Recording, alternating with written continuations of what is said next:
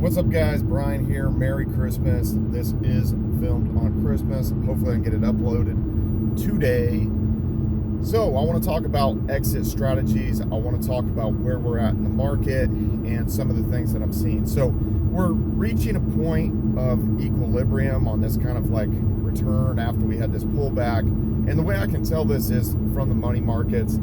It's not as lucrative to post collateral, and it isn't super expensive to borrow assets on Annex, Venus, and various money markets on other platforms like Tranquil on Harmony and Ola on Phantom, different things like that. There isn't anything jumping out where it's like you can earn 60% posting BNB like there was, 2-3 weeks ago. So that tells me we're reaching a point of equilibrium. As well, the greed and fear index is it's improved a little bit. So hopefully we, kind of get out of the fear. We've had, some good days. We've had some decent runs with some stuff like Phantom, for instance. Now, me personally, my exit with Phantom was around $2.20.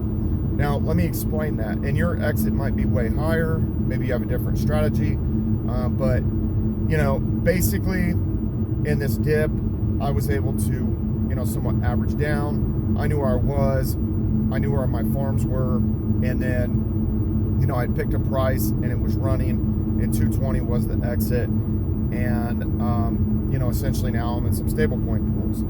So, and that's what I kind of mean when I mean exit. A lot of times I'm going to go into stables temporarily. Now, Phantom, the fees have gotten like pretty high out there. And actually to do one particular trade, I actually had to pay like 11 Phantom to a liquidity provider, essentially to do the trade into USDC. So yeah, it was, kind of getting pretty heavy out there. Now on other chains, various things might be occurring and your exit might be different depending on your price point if you're able to buy the dips. For instance, Polkadot. I've basically at this point, in this latest kind of dip and everything, I basically allocated like $6,000 to Polkadot, which was additional from stuff that I've had for over a year out on Kraken that's been earning 12% and it's been out there.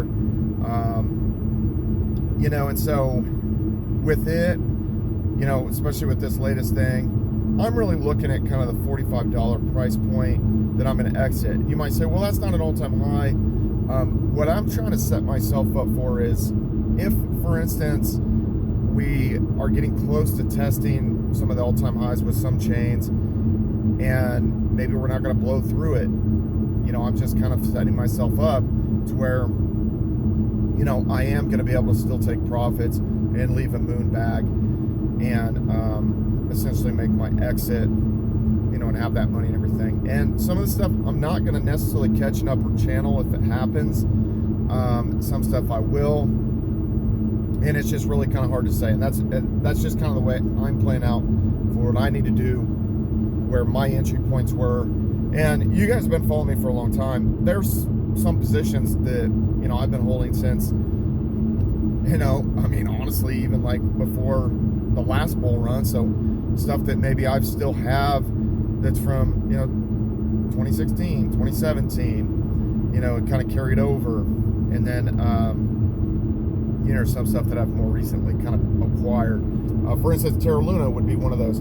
I kept meaning to take a position over and over again with Terra, and it was like, well, what money do I want to allocate to that? And then it kind of went on this monster run, and luckily I jumped in there, and it's continued that run and everything, and so kind of gotten a run up, and maybe it's just something I catch, a few $1,000s. And you have to understand that there's some projects that I'm actually like really bullish on, but I never found like a good entry point.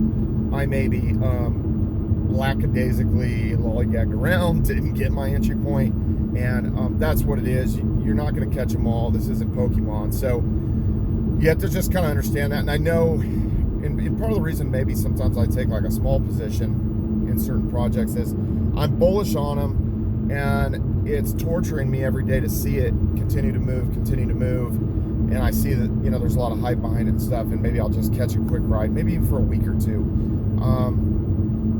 sometimes you just do that just to kind of put your mind at ease, and then maybe make a quick exit and be like, oh, you know, I made a little bit of money, made a few $100 or this or that, or maybe it doesn't make sense to chase into it and be chasing and buying tops. You know, it's not a good feeling to be buying tops. So that's kind of what I'm feeling, that we're at this equilibrium. Now we have Christmas, and if you guys are in other parts of the world that maybe don't celebrate Christmas, you know, and this kind of thing, a lot of family members are obviously going to be getting together. They're going to be talking about what's going on, and you know, the topic is going to come up, and it probably came up during Thanksgiving, and now we're revisiting it. Some stuff is pumped, and you know, a lot of these companies have poured tens of millions, sometimes even hundreds of millions of dollars into advertising these different platforms, whether it be crypto.com, Gemini, and this kind of thing. Now, what's kind of the downside? Some of the volumes are still low, some of the search volumes are still low.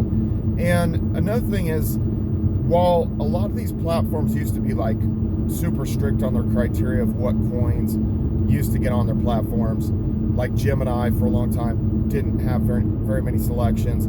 Coinbase for a long time didn't have very many selections. I mean, when you talk about 2017, you're talking they had Bitcoin, Ethereum, then eventually added Litecoin, and then towards the end of the year they had Bitcoin Cash, and then ultimately added in Ethereum Classic, you know, because people did get the airdrop from, you know, the 2016 fork of Ethereum Classic situation. So, you know, you're talking 5 assets when you're talking 2017, you know, and obviously we had the peak in December of 2017 for Bitcoin, and then we had, you know, a couple weeks play there for like, you know, hard alt season kind of scenarios. So you didn't have like, where was the energy going to go? It was going to be directed mainly at Bitcoin and Ethereum. Now, suddenly I'm getting notifications that Gemini's adding Doge on Mars. You know, it's like, let's just add another knockoff of a knockoff Doge, you know, little mutt token.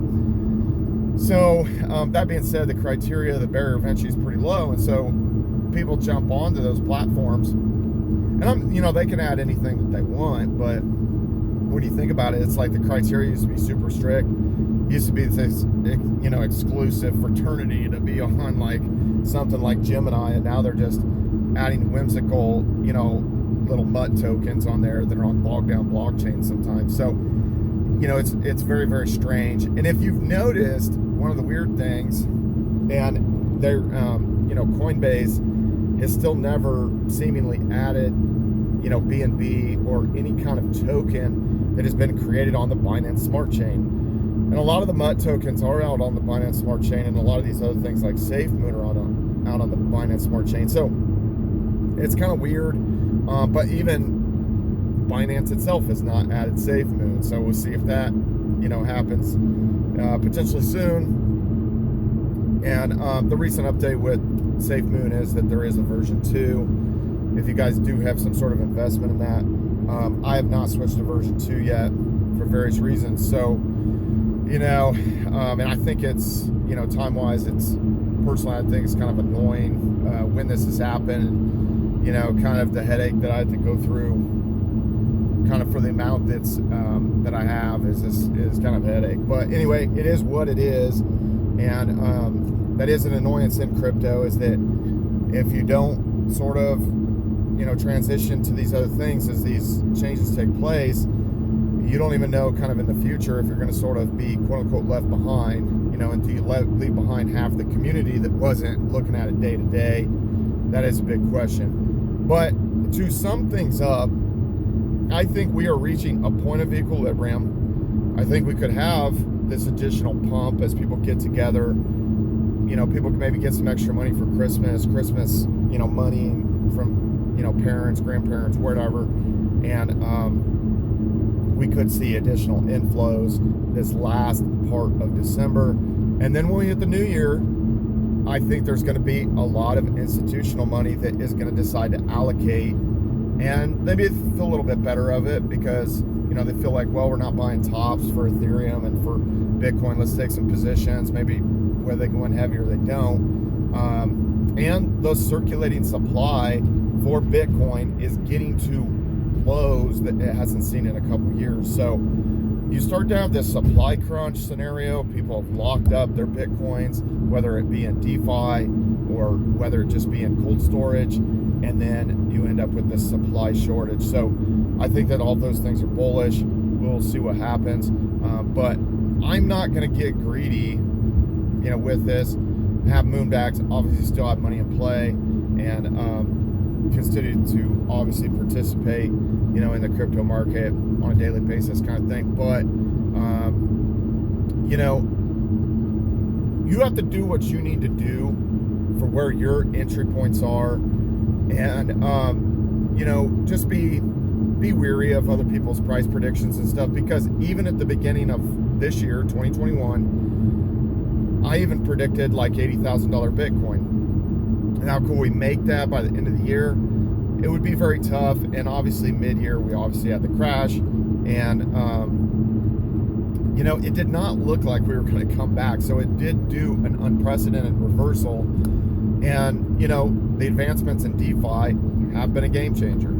There's no doubt about that. Like I said in the last video, the game is too perfect. It's very, very enticing for people to get in there, earn these types of rewards.